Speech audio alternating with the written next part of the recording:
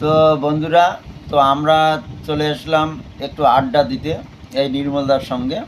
তো আমরা একটা ছোট্ট একটি হাসির গল্প নিয়ে আসছি। তো হাসির গল্পটি হলো আবনাথির ছোট্ট একটি গল্প, রোমান্টিক গল্প। শুনুন। আবো একদিন গেল মেলা বাড়ি, কাসুয়া সাবা কোলার ধরি, ভুট্টুস করি বেলুন ফুটিল ওদি সওয়াটা মোর সটকি উঠিল। এলা প্রতিদিন তোর নাতি জামাইটা মুখ সদাই ডাঙে থাক। আহা আবো আবো মোর কি কইমার দুঃখের কথা, আবো সেদিনও তোর নাতি জামাই মুখ ডাঙে আয় আছে। বলে কি হয়েছে? ওই যে মেলা বাড়ি গেছে সাড়া সটকি হচ্ছে, ওইটাই এলা মোর বলে মরে ধরেছি।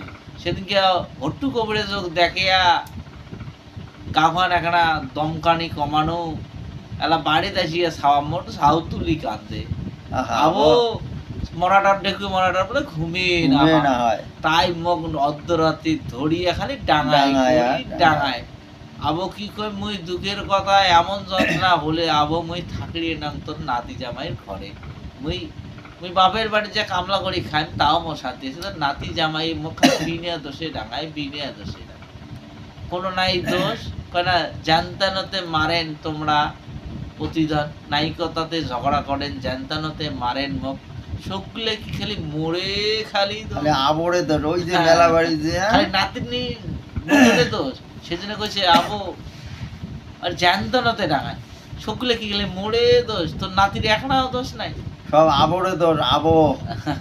তাই ওই জন্য নাতি বউ কয় প্রতিদান নাইকতাতে ঝগড়া করেন জানতানতে মারেন মুখ সবগুলাই কি মোরে খালি দোষ।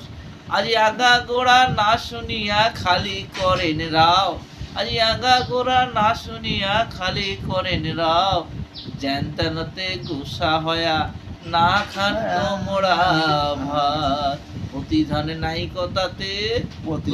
নাইকতাতে ঝগড়া করেন জানতানতে মারেন মুখ সকলে কি মোরে খালি দোষ।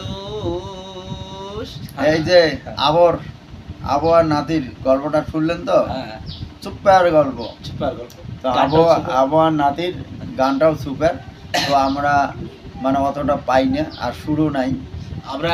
আমার সত্যিতে গলাটা কি সর্দি তার মধ্যে এই যে ভাদ্র মাসের বৃষ্টি, ওই যে চাঁদামাদি থেকে আসলাম।